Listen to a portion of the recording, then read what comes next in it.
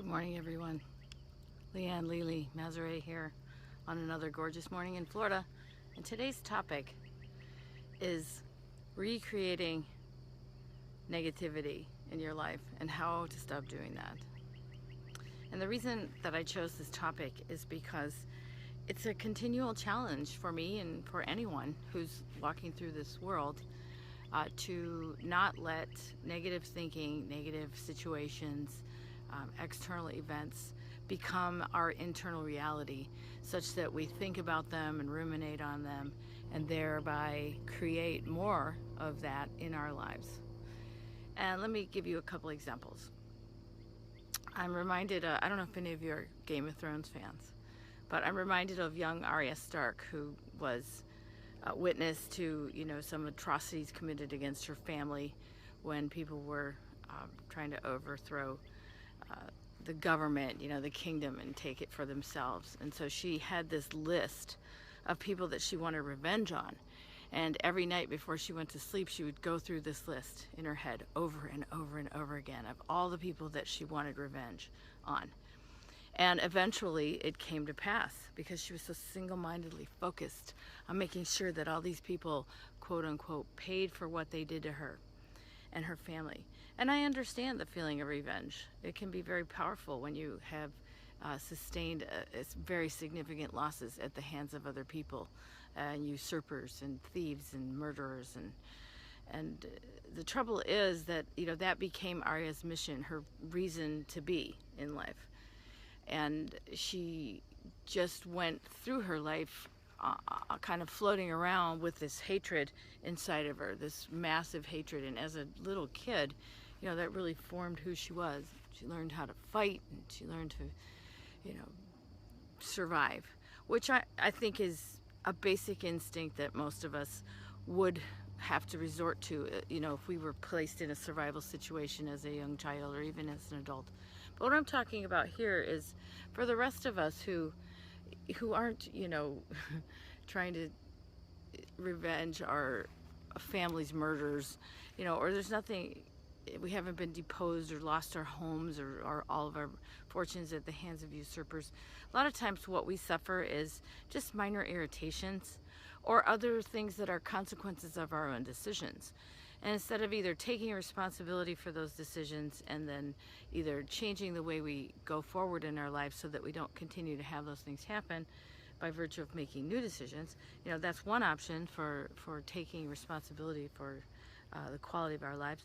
But then another thing is just in our perception, because in many cases there are things that are beyond our control, such as the choices of other people. And when other people make choices that affect our lives, we can only choose how we respond to that fact or that action or that occurrence. And if we spend our lives like Arya Stark, ruminating over the wrongs and injustices that have been done to us, then we create a life filled with regret or revenge or anger or disappointment or poor me mentality. And then we call all our friends over to ruminate with us and commiserate with us and add more energy to that negative thing that happened. And we all go, oh, wow, that's horrible. Or, oh my gosh, you're right, that's just so terrible.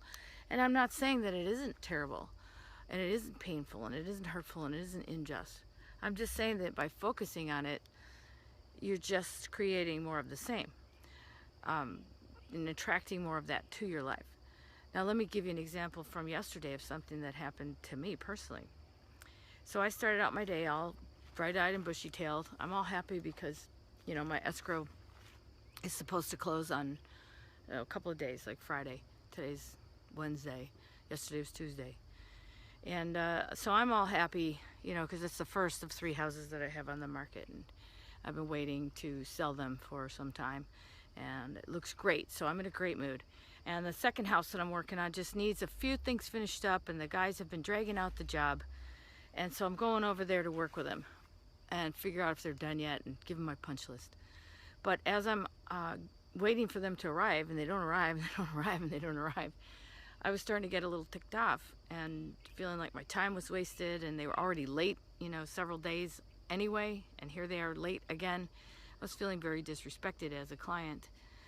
But instead of focusing on that, you know, because I can't make other people treat me with respect. I can't, I can demand it, but that doesn't mean I'm going to get it. And I can expect it, but that I have a better chance of getting it. But my point was, while I was there waiting, instead of just being ticked off, I looked around the house and I admired all the other work that was already done and the other workers that I was working with who do things as they say they will. I looked at the little plants that I'd planted on the side of the house that were just free. They were little offshoots in a bucket that my mom had given me, and they had doubled in size. And so I was marveling at the, you know, the beauty of nature and its ability to fix things and regrow things, and replenish things, and recycle. So I was thinking about those things, and my day got better. And I just took off and said, all right, I'll just come back when they actually, I said, call the people. I said, just call me when you arrive, and then I'll come back over, because I got a day here. I got other things to do. You know, I don't live in this house. So then hours went by, and I never heard from him. And then I finally get a call back, and it's now like 5 o'clock at night, and he's, you know, just arrived. And then that ticks me off just thinking about it. But I gave myself 17 seconds to get out of that funk. And luckily, I was clear-headed enough, because I think if I'd stayed in that funk, I probably would have turned onto the 95 to go down to meet him. And the 95 was a parking lot where I was, one exit up, down to the next one where I had to get off. There was a huge accident. Traffic was blocked in both directions. And luckily I was clear-headed and didn't have that negative energy going on, because that would have just totally ruined my day even further. It could have ruined my day even further. But I went around a different way. I was able to get to the house. This guy was continuing to be a challenge for me, you know, and continuing to threaten to stress me out. So I got a lot of practice yesterday, and I spent a lot of time where 17 seconds was not enough time for me to get out of that mood. And the point I'm making is that, you know, when I fell into that mood, sometimes things got a little bit worse, you know, because then I opened up an email, and then it was like, oh, your escrow's delayed. I'm like, oh. And then I was tempted to just go down that road and be disappointed, be ticked off, be angry, get self-righteous, start making demands, start saying, hey, you know, you've had all month to figure this escrow out, rah, rah, rah. And what would that accomplish? You know, people don't jump just because I say so.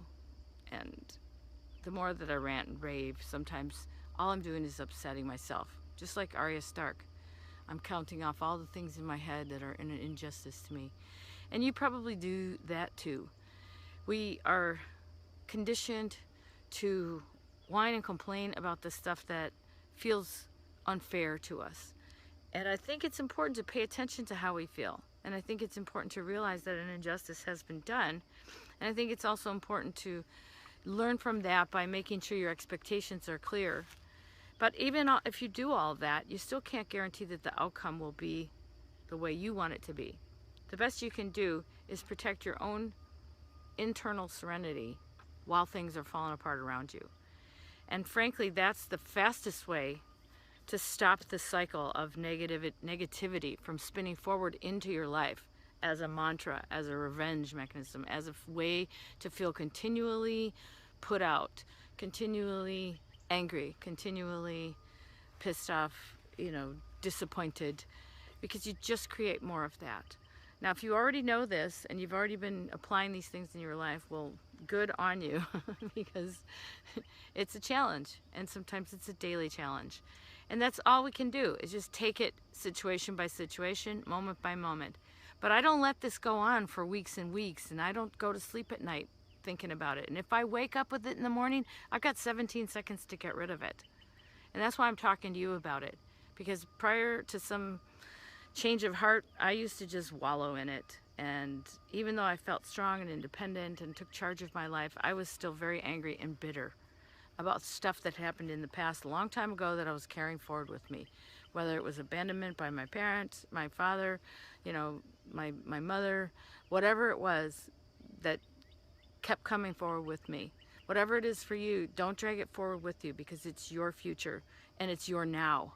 And it's most important that your now is a happy place, so that you can create more happy and more fulfilling things will come to you. All right, Lily out.